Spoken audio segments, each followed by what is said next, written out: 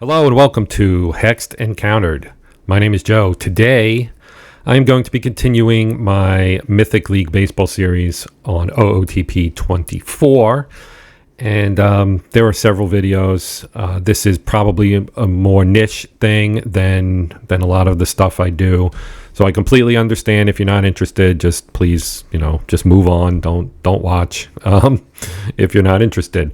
But for those who are interested, we're going to be looking at how we transition from one season to another. So we did the 1871 season. We're going to now prep the 1872 season. So I probably won't show this every single season, but I can show you kind of the process I'm going to use to progress from one season to the next, because especially early on, and this will be true pretty much all the way through 1901, we're going to be making changes to the structure of the league. Teams will fold, new teams will come in, et cetera, et cetera.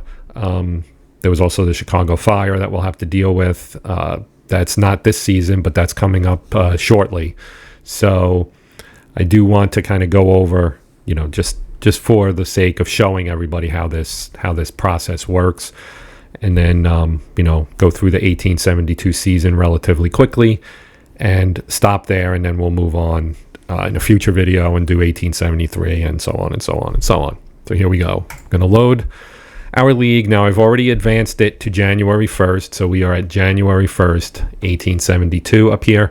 I do this because the timing of when you do your league structural changes matters in terms of what's going to show up in your team history and your league history. So for the sake of having everything basically appear in the correct year, you should use the calendar year, not necessarily the season, because we think, 1871 season's ending, it's in October or whatever it may be. It's okay to make changes, but when you do that, then you're going to end up in your history. You might see, a team that you added for 1872 actually showing up in the 1871 recap with no games played, etc. So it's just easier to do it by calendar year. So the way we do it is if we go back to league settings, and again, I don't have like commissioner or online league mode turned on. Well, I do have commissioner mode turned on, but I don't have online league on, so that I don't have to actually enter a password to get into league settings. Depending on your setup, and if you are in an online league and you are the commissioner, you will have to enter your password to get to this screen. Now, we have all of these, buttons or, links, etc. up here, and you have to know which one you're going to use, right?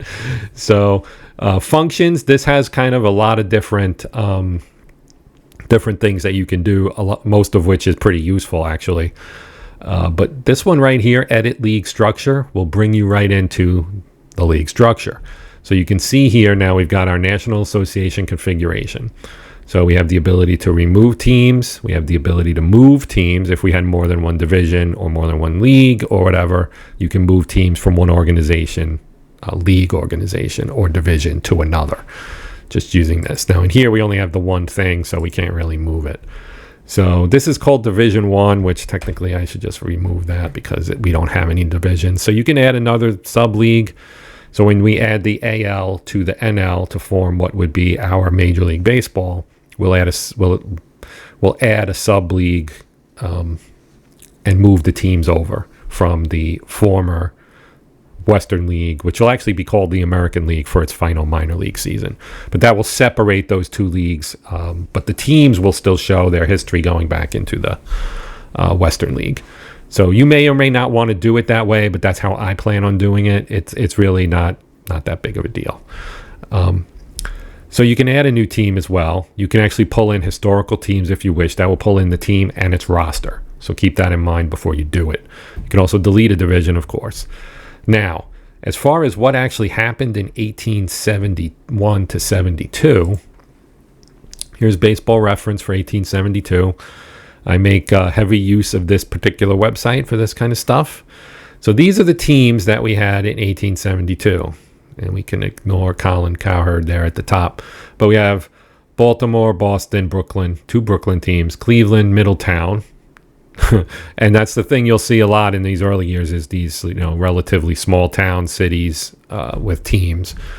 New York, Philly, Troy, and 2 Washington clubs. Okay, so ignore the 1 for average. We have 11 teams. Now in 1871, if we go back a season, we had 9 teams.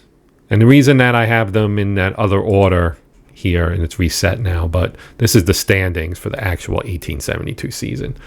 And you can see that Chicago is missing. And the reason Chicago is missing is because of the Chicago fire. So I kind of lied when I said, or I shouldn't say lied, I was mistaken when I said we wouldn't have to handle that right now, because we are going to have to handle that right now. So what I did was I sorted by team just to kind of get them in alphabetical order, because that makes it easier for me to track with what we have here. So if I just drag this over so we can see both, we know we don't have Baltimore because these are in alphabetical order. We don't have Baltimore. We do have Boston. So Boston stays. Chicago is gone, and we'll talk about that more in a second. We're going to add Baltimore and 2 Brooklyn clubs. Cleveland is still here. Fort Wayne is gone. So we're going to add Middletown and remove Fort Wayne. Then we have New York, Philly still around. Rockford is going away, but Troy remains. And then we have the Olympics are staying, but the Washington Nationals will be a new team. So we have several new teams to add. First, what I'll do is I'll remove the teams that no longer exist. And I'm not going to remove Chicago, and I'll talk about why in a second. But what we're going to do first is we're going to look for teams that are no longer here, and we're going to remove them. So we know Fort Wayne is going. So if I come in here and I just say remove, right, it's going to say this will remove the team from the league, make free all players, make them free agents, and unaffiliate minor league teams. We don't have to worry about the minors yet. That's coming down the road. Hit that, they're gone. Okay, so now if we go back here, we still have Chicago, because I'm not actually going to remove Chicago. I'm going to do something different with them because they come back.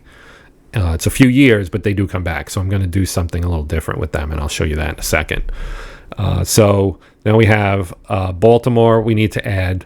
So Fort Wayne is gone. We know that New York, Philly stay, Cleveland stays, Rockford goes. So we have to remove Rockford, and that's our other removal. So we remove Rockford, and now we have 7 teams left. 6 of them will be active. Chicago is basically going to be inactive, and we'll do that via the schedule. So we'll talk about that in a bit. Okay, so now we need to add teams. So we need to add Baltimore and 2 Brooklyn clubs, Middletown, and the Washington Nationals. So let's do add new team. Now it just sticks a team in here and it gives it a random city, and it put it in San Francisco. So we're going to change this to be the Baltimore Canaries. Now their abbreviation, I think, was BL. Let's look. So you can look on the pages and it'll say BAL, right? But that's not really what it is, because BAL is going to be the Baltimore Orioles that exist in Major League Baseball today. That's not what we want. So what we can do, let me go back here, is we have to kind of look it up in OOTP, or in the layman database, really, is where we have to look it up. Now, if I go to, let me see if I can do this here.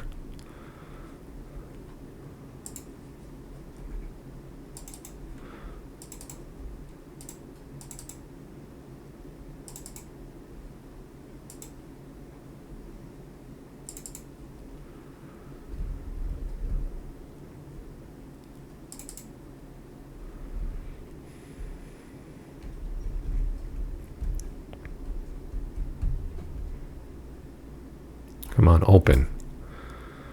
Jeez Louise, man. All right.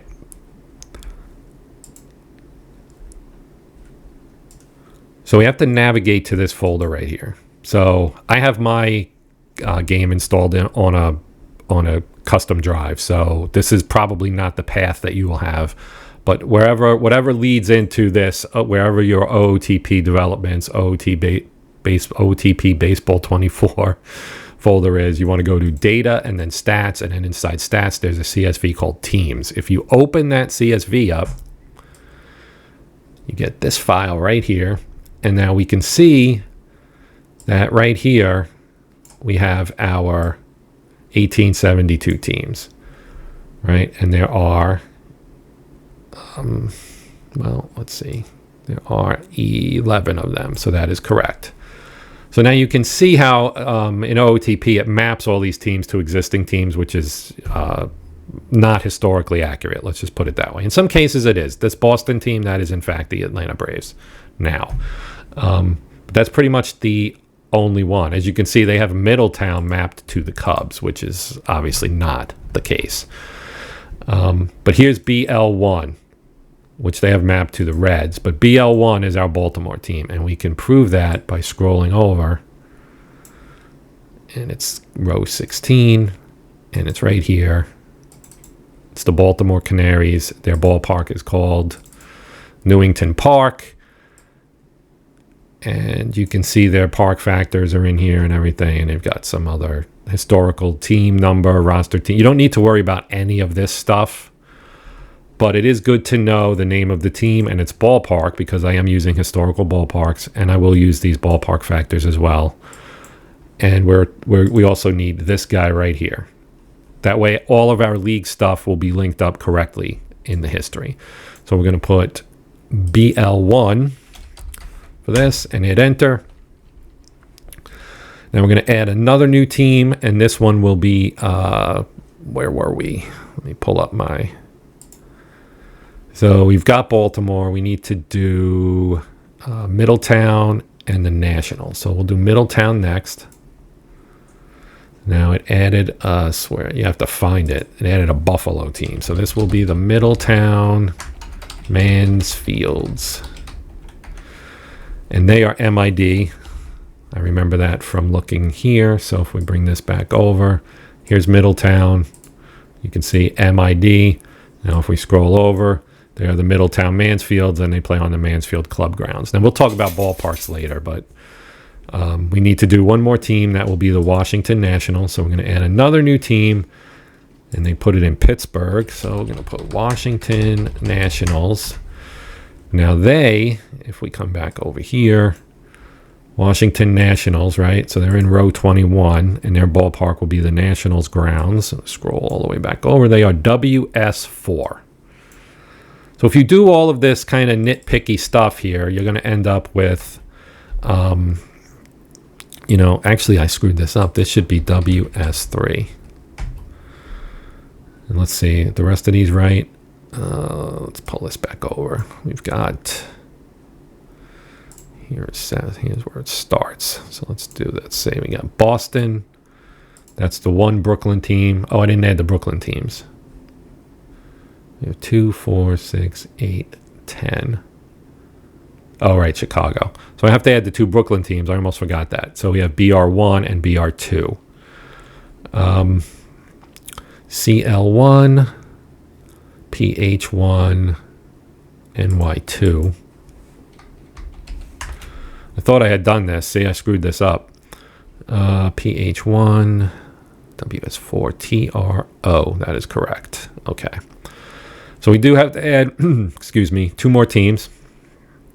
BR1 is the Brooklyn Eckfords. So we will add them.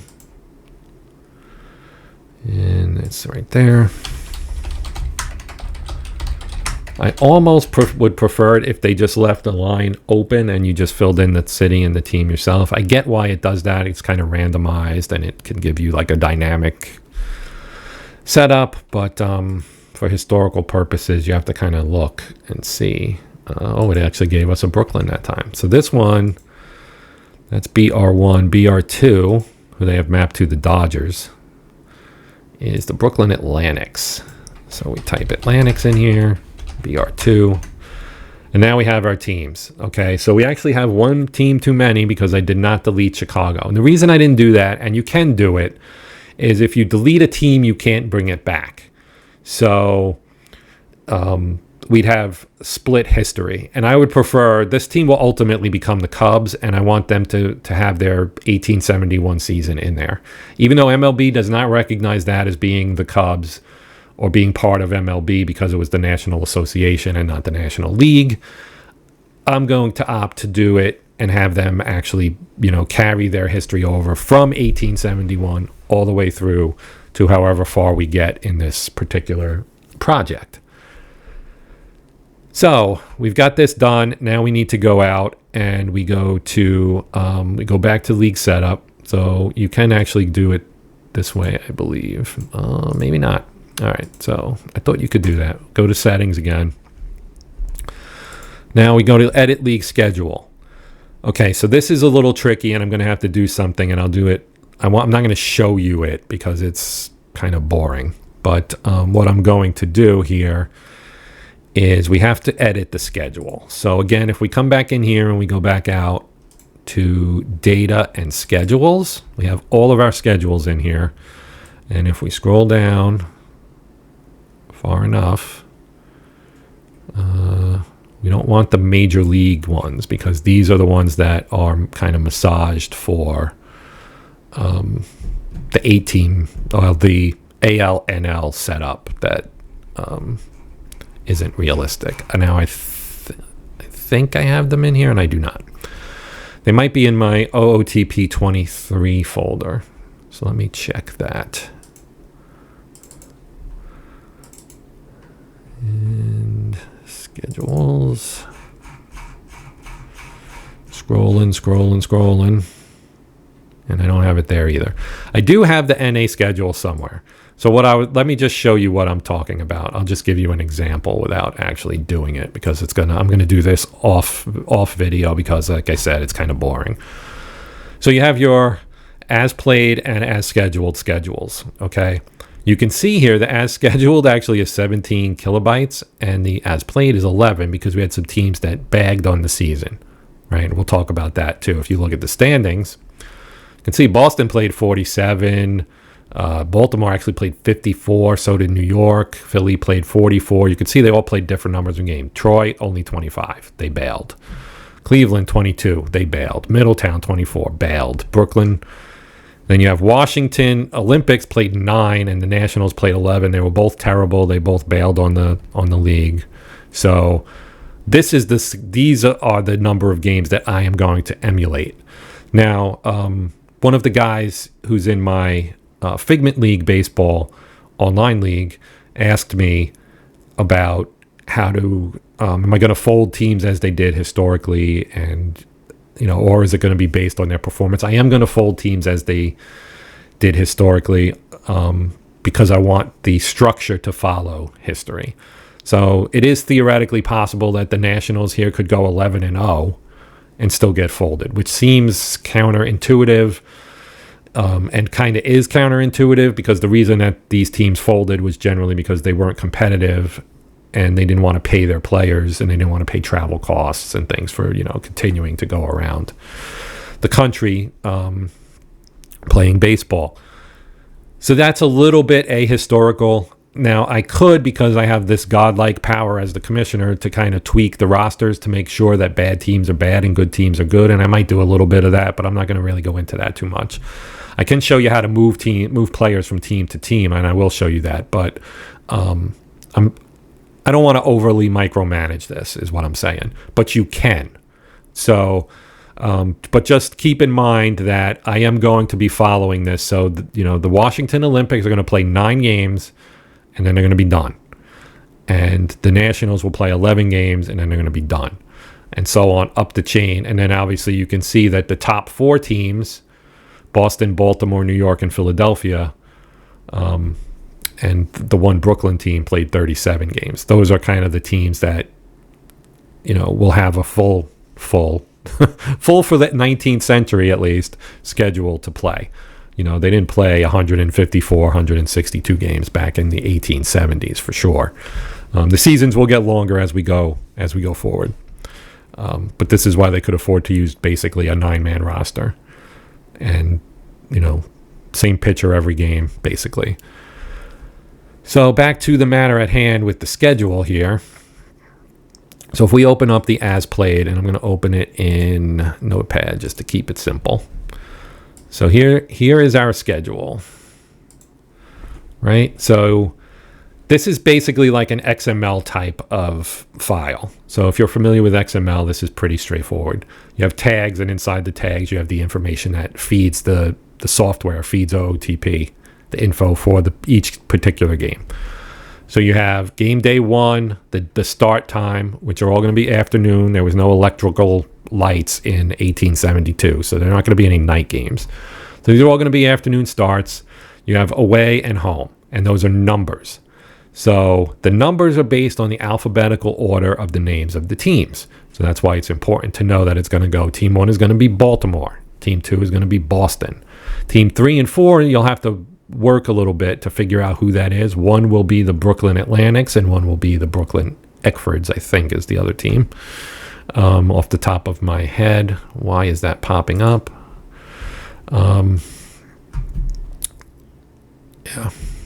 good old NVIDIA inserting itself into my video here. Anyway, so we're gonna use this schedule, and the trick is I'm gonna have to rejigger those numbers, because one of these teams is going to be the Chicago team that does not have any games to play. So I'm going to remove them from the schedule, and they will have 0 games to play. I'm also going to empty their roster. So they won't have any players.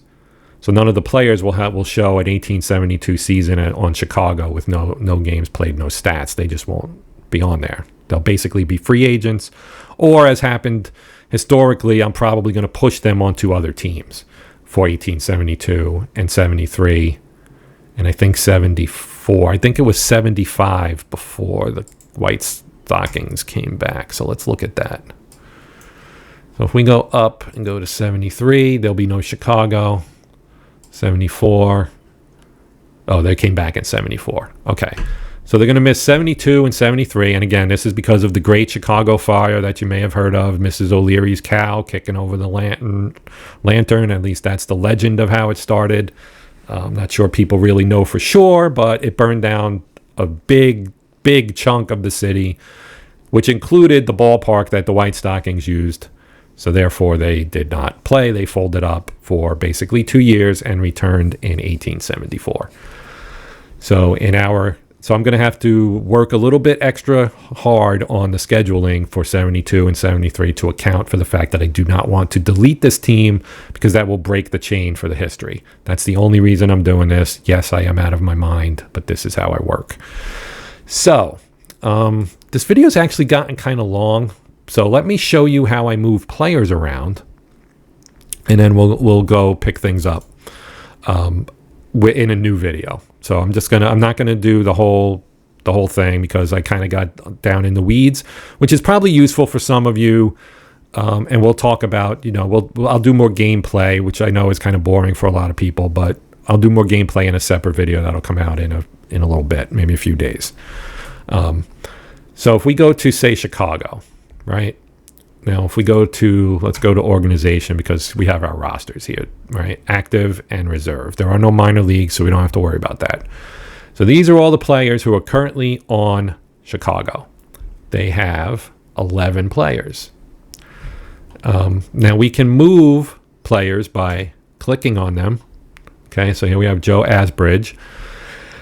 And let's say he played in the 1872 season for Middletown, just to pick a team out of a hat, right? If you click the editor, now this is where you can edit players, obviously. So if we scroll down here, right here, you have team information, right? So right now he's a member of the Chicago White Stockings, but we know they're not going to play because they don't have a ballpark and half the city is a smoking ruin. So I'm going to pick the league first. Once you do that, it populates the second drop down, which gives you the teams. And then we say, all right, he's going to go play for Middletown. I haven't updated their uniforms yet because, as you know, we just created the team. So this is obviously not what their uniform is going to look like. But he's now on Middletown, and that's all there is to it. He's now a member of Middletown. If we went to the Middletown roster, Joe Asbridge on Middletown. There you have it. So that's how you do that. Now let's talk about, while we're here, we can go to the home and settings. And again, if you wanted to, set it up so you have the right ballpark and everything, we have Middletown. They play at the Mansfield Club grounds. They have them at Legion Park. So you can go into Edit Ballpark, and you say, okay, this is actually the Mansfield Club grounds. Every ballpark has an ID, just like all the teams and all the players have IDs as well. Now, as far as the capacity, I don't know that that's held in here, but I do know that it has the ballpark factors, and they are 98. So this there's not a lot of data from this time. So what I just do is I just do 0.98 for everything. Now, is this the most accurate? Probably not. But again, ballparks in this time were made out of wood. They sometimes didn't have an outfield fence. They sometimes roped it off for bigger crowds so that bigger crowds could stand, behind the outfielders and watch the game. Other times there was nothing there, and then you could smack the ball, and if it got past an outfielder, it could roll to Timbuktu and not hit anything on the way unless there was a tree or something. So things were very non-standardized, I guess you could say, as far as even the individual ballpark. The configuration wasn't the same as far as the outfield dimensions necessarily from game to game. Some places it was, some places it wasn't. So again, there's not a lot of data on these ballparks. I don't know what the capacity for Mansfield is. I could look it up, and maybe I will, but for the purposes of this video, we're not going to worry about it. So another thing we need to do, and I didn't do this first, and I should have, is if we go back out, you have to change the city, because when it created this team, it put it in Buffalo. Buffalo's incorrect. This team played in Middletown, and that Middletown, of which there are many, was in Connecticut. Okay, so now that's their correct hometown. Now, the other thing is the colors and logos and all that stuff. So now if I go in here and hit select, now I downloaded, and if I can remember where I put it, trying to remember, where did I put that? Is it in here? No. Well, anyway, I don't remember where I put it, but I downloaded No Pepper's National Association uniforms and everything. So I'm going to use those, and the way you do it is you hit select, then you just navigate to the file, and you select the logo, then you do the same for the cap, then you do the same for the jersey. You can also do, well, these are logos. So actually, in reality, you would do this, then you would go to ball cap and do this and load the cap. Then you would go to the jersey and load that, and then pants. I think he did update it and include pants, since they've added pants to the uniform for the 3D, which I typically don't use, but I know some people are really into that. So same thing here. You come in here and you load it, and it's basically just a graphic file. And it'll fix this up so that these guys will look like era appropriate players. So it even has his name here, Asbridge, which obviously these guys did not have names or numbers back in the day. They just had a shirt on, and the shirt might have had something on it, and it might not have. And what it definitely did not have on it was a number, and it also did not have a name for the player. It may have had a B or something for for Boston, let's say, or whatever, but it would not have had anything beyond that. So once you do all that, you can hit OK, and you come out, and it'll update everything. Typically, when you pull in logos and stuff, it also can update the colors. So each team has two colors. You can see we've got this kind of orangey color plus blue. If we come in here to team colors, you can see down here background and text. And you can edit these to be anything you want. If you click on them, you can actually use kind of this color. It's not a wheel, but it's somewhat similar to that. And if you wanted to just pick one of the pre-made colors, you can say, well, we're dark red. And make this, I don't know, dark blue. And then once you go out, the colors change and you've updated. So that's kind of how all of that works. So this kind of turned into more of a mechanical look at how you make things, you update things between seasons. If you want to, now the game can do all of this stuff on its own, especially if you do a straight historical, but obviously we're doing a historical that's not being run from the game because of the way they kind of shoehorned the 19th century into OOTP. It doesn't follow history. It kind of mimics a 2-league setup because it's hard for the programming team to make the game kind of follow history where, we got this league, it's the NA. We have all these teams, some come and go. They play a different number of games. It's kind of a mess. Then that league folds after 5 seasons and this new league starts. It's called the National League. And it only has, it has 8 teams. Then a couple teams get booted. And so it only has 6 for a couple years. Then they add more. And then we have this upstart league that's called the American Association that pops in the 1880s, and that lasts for a while, like about a decade. And then we have the Union Association and the Players League. And then everybody but the NL folds, and they have 12 teams, and they're called the Big League, and that's where big leagues come from. They're called the Big League, and they run through the 90s, the 1890s, basically alone. Then we have another upstart that was the Western League, which was a minor league that becomes the American League. And then the American League decides that we're going to be a major league as well. They take the NL on head-to-head for a couple years before the NL says, okay, let's try to work together. So they kind of come together under a Major League Baseball umbrella, start having World Series, all that stuff. So that is the progression in a nutshell. But it's hard for OOTP to mimic or mirror or, emulate that kind of honestly really chaotic development. The 1800s, the 19th century, very chaotic in baseball terms. Teams were coming and going. All kinds of shady stuff went on. People owned 2 teams, and they'd move players around to make one team really, really good, and the other team would suck. And they did this on purpose. So stuff like that was going on. It was really completely alien to what came after the AL-NL kind of came to an agreement in 1903, I guess it was, and went on from there. So that's going to do it for this video. I kind of wanted to do a little more, but I don't want these to be super long. I know people don't watch the whole thing, and me flapping my gums for an hour and a half when you watch 10 minutes isn't really worth my time. So I did accomplish what I wanted to accomplish in terms of showing you how you add teams. I talked about the scheduling. I talked about updating the uniforms.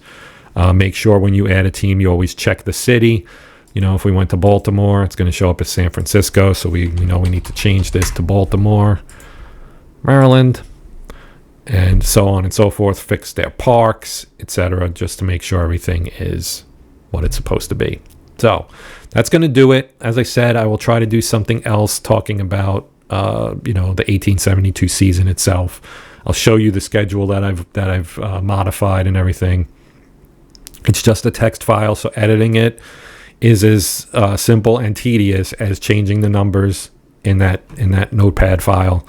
If you can do it in something else with a little bit more power, you could put it in like a spreadsheet program and break it up so that these fields become easy to edit. But it's not really a real simple. It's not overly complicated, but it is, as I mentioned, kind of tedious to do this. So I'm going to do it for 72 and 73. And then beyond that, once the white stockings are back, things will be a lot easier for me to just kind of follow history without doing a lot of like extra manipulation of files. Aside from just making sure that I bring in the AA teams and handle all the changes in the NA and open up the NL, and all of that stuff will be coming down the road here in the not too distant future. So thank you for watching. As always, I do appreciate it. But that will do it for now. So until next time, my name's Joe. This has been Hexed Encountered Sports Edition. And until next time, happy gaming.